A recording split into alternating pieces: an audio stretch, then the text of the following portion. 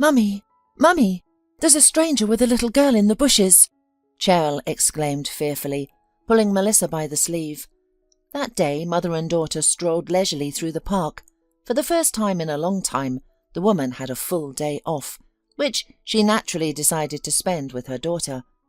The sun shone brightly, and everything around seemed so light and carefree that she wished to prolong this moment, preferably forever.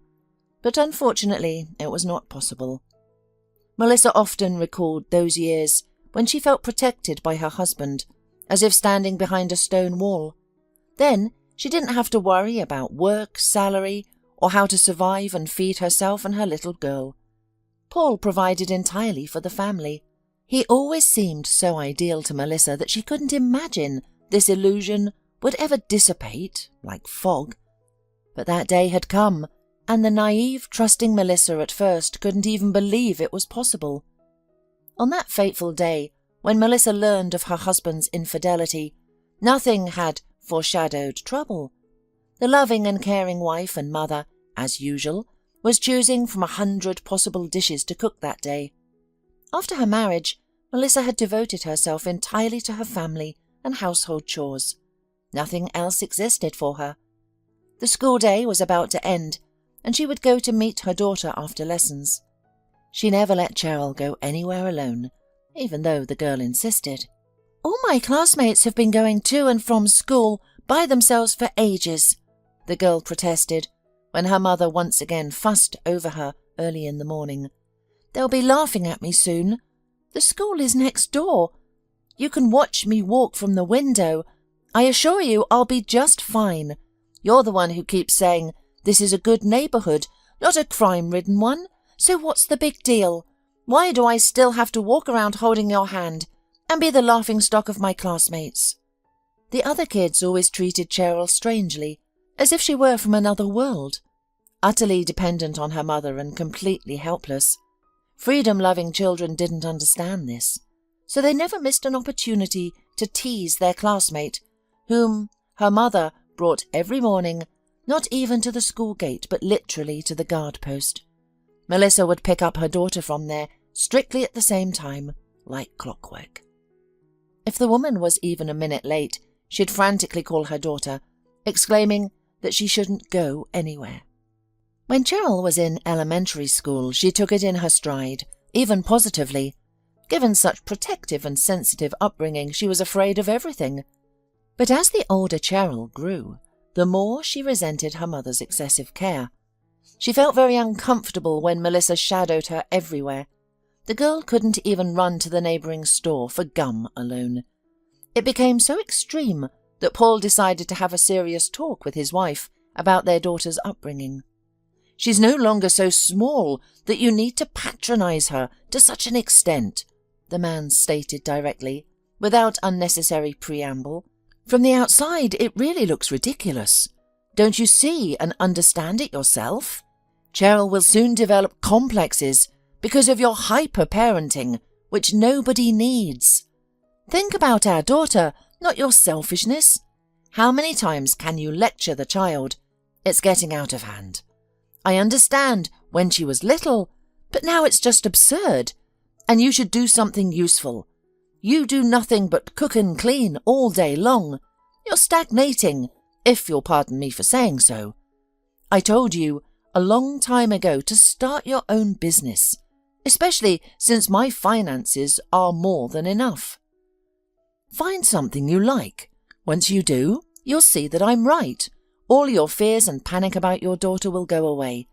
Then you'll laugh at yourself for being so paranoid. You can't be so hard on yourself. After all, you might go crazy." That time, Paul, for the first time, allowed himself to tell his wife everything he thought, all that troubled his soul. To tell the truth, his relationship with Melissa had long left much to be desired. Lately, Paul found himself increasingly irritated by his wife. He couldn't pinpoint the reason. Perhaps it was a crisis, one that all married couples eventually face. Or maybe he had simply fallen out of love with Melissa. Paul began to notice young women on the streets more often.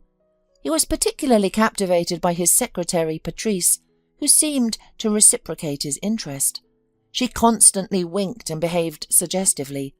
When bringing coffee, she would deliberately lean over the table, showcasing what she believed to be her otherworldly beauty, a key in her mind to a rich and carefree life. Patrice had come to the big city precisely for this purpose. She had always dreamed of marrying well, staying at home, spending her wealthy spouse's money and doing nothing. To achieve this, she knew she had to try her best.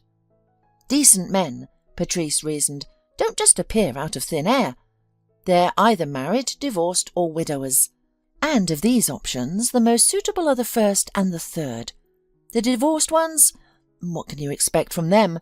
If they've abandoned one wife, possibly with children, what guarantee do I have that I won't suffer the same fate? No, no, and no again.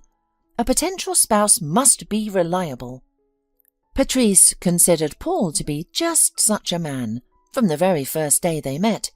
As soon as she started working for him, she set her sights on him. This wasn't surprising. Besides his material wealth, Paul was also physically attractive. Tall, well-built, strong, the kind of man people describe as Mr. Right. The fact that Paul was married didn't bother Patrice at all. On the contrary, she saw it as an advantage.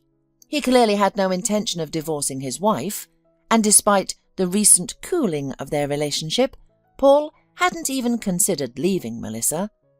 When Patrice informed Paul that she was expecting a child, he was initially confused. "Are you sure it's mine?" he asked, which sparked a storm of indignation in Patrice. She put on such a dramatic scene that Paul could hardly calm her down. "I didn't mean anything by that." Paul tried to justify himself. "Why are you making a scene? Try to understand. I'm a married man. I have a family and a daughter, by the way. I can't just start a new life at the drop of a hat. It takes time. I need to talk to my wife. To be honest, I'm not sure if I should get a divorce. Of course, I won't abandon you and the baby either, but you have to understand, Melissa and I have been together for many years since we were young, and divorce might not be the best thing for my reputation, especially marrying you. Anyway, I'll have to think about it. You can count on me, but I'm not promising marriage." Patrice had expected something like this, the classic story of a reluctant lover who hadn't considered the possibility of fathering a child on the side. And, of course, there was the obligatory mention of the poor wife. Patrice realized that Paul might never decide to divorce, so she decided to help him in her own way. She installed a hidden camera, filmed a few episodes of their lovemaking, and after printing the pictures, planted them for Melissa to find. At first, Melissa couldn't believe the harsh reality she found herself in. "He couldn't have done this to me," she sobbed when she shared her worries with her best friend Lisa. "It just doesn't make sense. Maybe it's photoshopped. It can't be true, can it? Paul, he's such a kind, responsible, wonderful father and faithful husband. How could he get involved in that stuff? She's nothing. Her name means nothing. And we have a family, a daughter." No matter how hard Melissa tried to close her eyes to what was happening, she couldn't forgive her husband for cheating. She spent a long time weighing the pros and cons, racking her brain over whether it was worth confronting her husband. Lisa advised her friend to forget the whole story. "You said it yourself, she's just a gold digger," she reasoned. "What could he have with her that's serious? Demand that Paul fire this unscrupulous girl. That's the end of it. You're his legal wife, and who is she to him? Nobody. That's it. You can go on living your life. Take care of your house and your daughter. In your case, divorce is not an option. You can't do anything without Paul. How many years have you been out of work? Who would hire you now? And what about your daughter? Cheryl is used to a certain standard of living. You can't just take it all away from her. She certainly won't thank you if, after the divorce, she has to survive on bread and water." Melissa clearly understood the risks. Without her spouse, her life could really turn into a miserable existence. She could hardly hope to find any well-paid work, and she essentially had nowhere to live. Her parents were in their graves, and that modest, tiny apartment they had left behind would require significant expenses to make it livable. For years, Melissa had neglected dealing with her late parents' apartment, overwhelmed by family worries and troubles. Now, suddenly in need of money, she found herself at a loss. She couldn't leave things as they were. With her marriage so badly fractured, especially due to infidelity, it seemed unlikely to ever mend. Mulling over the words she'd long been choosing to explain to her husband, Melissa finally decided to talk to Paul.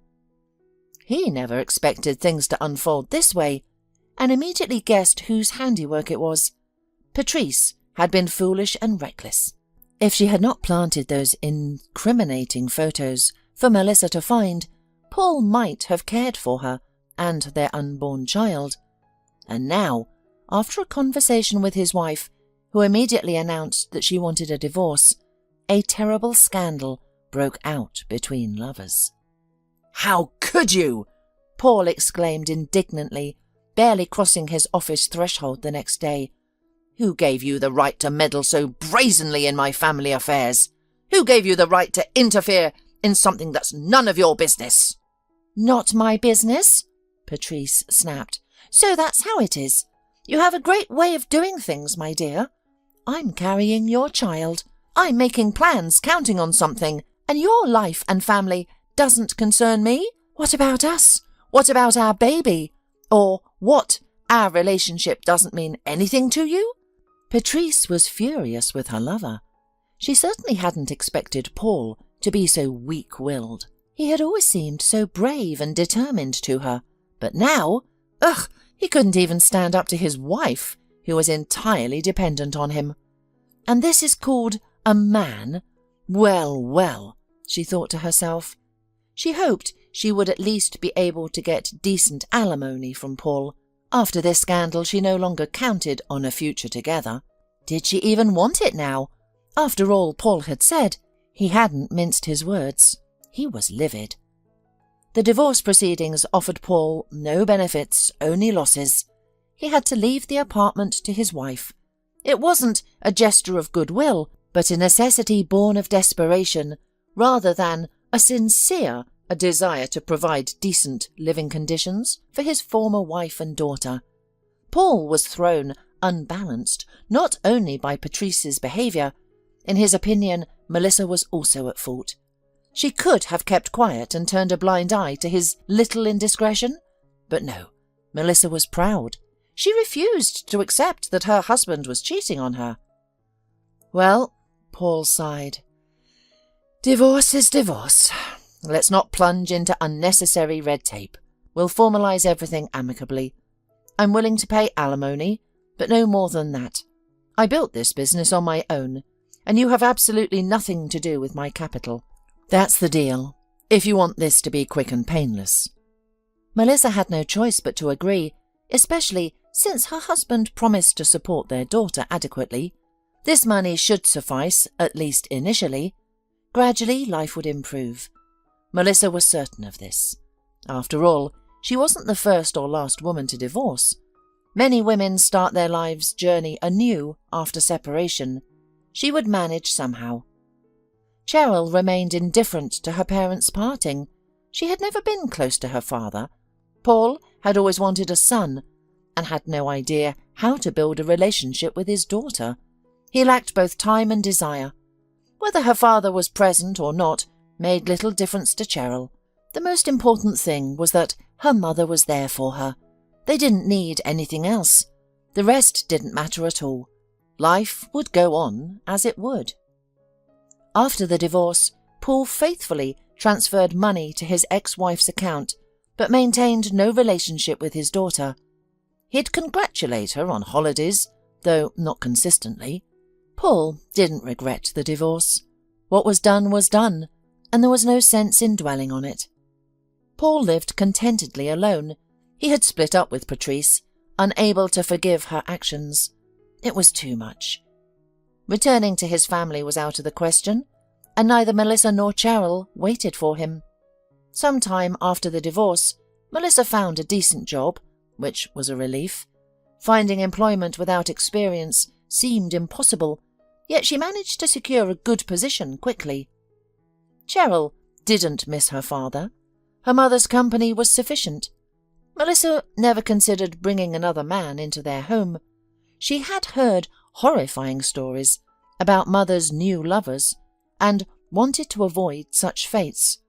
There was no time to think about her personal life, which she had decidedly put aside after the divorce.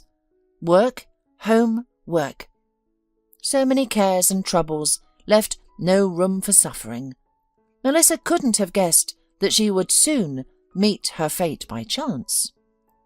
Lost in thought, she didn't notice Cheryl slip away from her for a moment. The girl was followed by a peace-loving dog who led her to some unfortunate bushes from where strange sighs and moans were coming. Curious, Cheryl decided to quietly peek at what was going on there. She almost lost the power of speech when she saw the horrifying scene. A man was unceremoniously hovering over a small, defenseless girl who lay unconscious on the ground, showing no signs of life. "What are you doing?" exclaimed Melissa, who had followed her daughter to the bushes and caught sight of the tableau. "In broad daylight, and you're not afraid of anything! Well, I'll teach you, you jerk! You'll learn not to prey on little children!" Grabbing the first brick she could find, Melissa smacked the man on the back. It's fortunate she didn't hit his head, or Dr. Newberg might not have survived. At that moment, he was so focused on saving the little girl's life that he didn't even hear Melissa's outraged screams.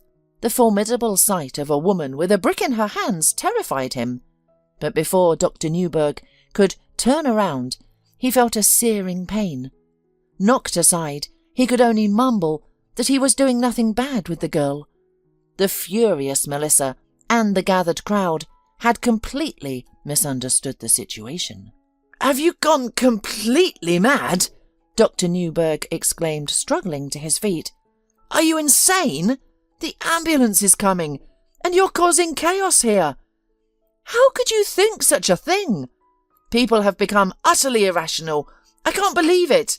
You're making up wild scenarios. Get out, quickly. I don't want the paramedic to see this nonsense. Leave, I said. Don't you understand? I could retaliate out of anger, you know." The murmuring crowd began to disperse. Despite the crowd's dispersal, Melissa and Cheryl remained rooted to the spot, stunned and embarrassed. They had indeed misunderstood everything and misjudged the man's actions. This deeply offended the respected doctor, who had only wanted to help the unfortunate little girl. They had thought the worst of him and struck him. Luckily, the man had been a bit chilly that day and wore a leather jacket. If not for that, he might have ended up in the hospital or worse. When the ambulance arrived, Dr. Newberg helped load the little girl into the vehicle and accompanied her to the hospital. He needed to ensure everything would end safely. An operation or additional help might be needed. Molly had had a heart condition since childhood, which was why her parents never let their daughter go out alone. They always accompanied her everywhere, fearing another attack. But that day, the little girl had persuaded them. "Well, Mum, Dad, you're still busy," Molly grumbled, "and there's no telling when you'll be free. By the time you assemble all these cabinets, it will be evening. The weather outside is so nice. Why should I get in your way? I'd rather go for a walk. I'll be fine. I'm not a little girl anymore. I can take care of myself." That day, the couple had received the new furniture they'd ordered a month before. Since they'd already sold the old furniture, assembly was critical and necessary. "Where are we going to put our things?" Toya, who hated clutter, complained. "They've been in the hallway for 2 days already. No, since we both have the day off today, we'll assemble the furniture too. We must have some order in the apartment at last. I can't go here any more. We'll go for a walk another time. It's no big deal. It's not our first or last day off. We should have hired a furniture collector, but my husband always likes to save money, so now we're going to have to suffer for it. What else is there to do?" Noel was indeed a very frugal man. To put it simply, he was miserly. He would never pay an extra penny for anything.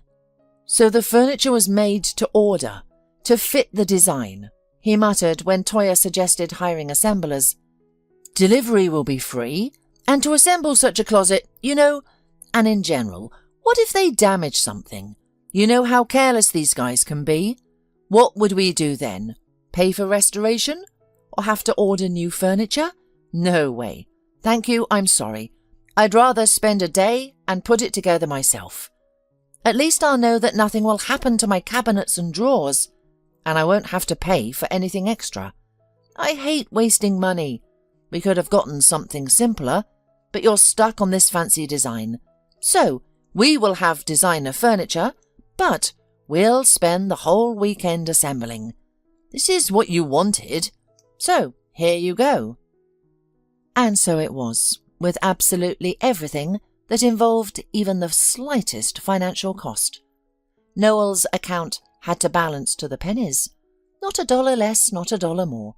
The man remembered well those times when they were poor, but Toyah, it sometimes seemed to him, had begun to forget them. And Noel did nothing but remind his wife of those times, regularly chiding her for excessive wastefulness. And so it was that day. While they, sweating, assembled furniture, having spared money for the services of an assembler, their little girl was on the verge of life and death. When the hospital called the father and mother, who had already had time to quarrel several times, they at first didn't even believe it was true. "How? Did she fall in the park? What happened?" sobbed Toyah, who, abandoning all the work, immediately headed to the hospital. Agitated, Noel followed her. "I'll drive," he exclaimed, jumping into the driver's seat. Usually his wife always drove, but not this time. Toyah was too distraught to orient herself even a little in space. Never once in her life had the woman felt so broken and depressed. At that moment, all Toyah's thoughts were focused on only one thing. What was wrong with her girl, and how did it happen that Molly was all alone at such a difficult moment? She blamed herself for listening to her daughter and letting her go out alone, and also her husband, who had spared money for the services of the assembler, forcing them to deal with this stupid furniture. "You miserable miser," Toyah kept saying all the way. "I will never forgive you if something happens to our girl." All the way to the hospital, Toyah did nothing but berate her husband. She blamed Noel for everything that had happened, although what, in fact, was his fault? That he didn't want to waste money? His frugality and unwillingness to spend every last penny on trifles? Yes, Noel was miserly, but certainly not to blame for what happened to his daughter. It was just an accident, which, moreover, ended quite safely. Molly was operated on in the hospital and everything went well. For years, her parents had been taking the girl to doctors and couldn't decide whether to do the risky surgery. And only this case and Dr. Newberg was finally able to relieve both Molly and her parents from constant worries about their daughter's health. Not for nothing was the man one of the leading cardiac surgeons in town. "If there are any more problems, you can contact me." Dr. Newberg smiled as the parents rushed into the hospital room. Melissa couldn't get the whole story out of her head. She felt very guilty towards Dr. Newberg. She realized that she had behaved disgracefully towards him. She had almost hurt him. She wanted to apologize but couldn't. It was embarrassing, and if not for her daughter, who, watching her mother's worries, suggested going to the hospital herself, it's unlikely that Melissa would have dared to meet with Dr. Newberg. "Why are you suffering, for heaven's sake?" Cheryl asked, seriously and in a completely mature way. "Go and apologize. You won't give yourself or me peace if you don't talk to him. I know you too well, so let's go together. We'll talk. We'll get to know each other. Come on, get ready, let's go." Melissa didn't expect such wisdom from her daughter. She hadn't noticed how quickly Cheryl had grown up. Not only did she talk like a grown-up woman with a wealth of life experience, but she also gave out advice. Melissa could not even imagine how this meeting would end for her. Of all people, Dr. Newberg certainly didn't expect to see her. "To be honest, I came to apologize," the woman mumbled, averting her eyes. "I'm very uncomfortable about that incident in the park. I hope you'll accept my apology. I feel terribly guilty about it. It's weighing heavily on my soul." "I understand." Dr. Newberg smiled. "It's all right. Listen, let's go somewhere. I haven't had a break in so long. I just want to drink a cup of coffee and get some fresh air. If you don't mind, of course." "I don't mind," nodded Melissa, who at that moment realized that something about Dr. Newberg had caught her eye. There was something about him, completely elusive, that Melissa couldn't explain even to herself. It wasn't just that Dr. Newberg had been so desperate to save an unknown girl, though that had played no small part in the impression he had made. It was something else. After speaking with him more, Melissa realized that Dr. Newberg intrigued her. She hadn't met such people in a long time, those with whom it was so easy to be and communicate. The woman herself didn't notice how she fell in love. However, deciding to let a man in her life was very difficult for her. Melissa was terrified of traumatizing Cheryl. She didn't know how her daughter would react. They were living so well together, and now some strange man would appear, from whom it was still unknown what to expect. Of course, Melissa didn't doubt for a second that Dr. Newberg was a decent man, but still she doubted the correctness of her decision. She had already loved, fallen in love, and what had come of it. It took the woman a long time to make a final decision. Dr. Newberg himself wasn't rushing either. He didn't push his beloved. He had lived too long as a loner to make such decisions quickly and rashly. Before proposing to Melissa, the man thought it over cautiously. Only when he realized that she was indeed the woman without whom he could no longer live a day, did he tell her that he wanted to marry her. "What? Just like that?" Melissa grinned, which left Dr. Newberg completely stunned. The man was already scared, thinking he had done something wrong, but in fact, everything was right. That's precisely what was supposed to happen. "I told you a long time ago that he is a good man," Cheryl recalled, as if she had been pushing her mother into the arms of this new acquaintance from the very beginning. The girl understood that the divorce from her father had been very difficult for her mum. In their class, many children lived with stepfathers, and Cheryl was sure that it was better than having no father at all. The daughter immediately noticed how her mother blossomed when Dr. Newberg appeared in her life. If before she had been more often serious and gloomy, after getting to know him, she changed dramatically. This couldn't escape Cheryl's attention, who always wished her mother only happiness. Melissa considered her relationship with her ex-husband Paul a forever closed chapter. After meeting Dr. Newberg, there wasn't even any resentment left in the depths of the woman's soul for her ex-husband. He did what he thought necessary. To condemn him for this would be simply foolish. Time would tell, and sooner or later, everything would fall into place. Especially since her daughter didn't miss her father at all. She didn't need him like that, unloving, uncaring, and indifferent. Dr. Newberg was quite a different matter. He was the opposite of Paul. For a family, such a man was worth his weight in gold. Melissa valued him greatly, but never repeated her old mistakes in this new marriage. She had long since ceased to be a homebody who did nothing but fuss over her husband and daughter.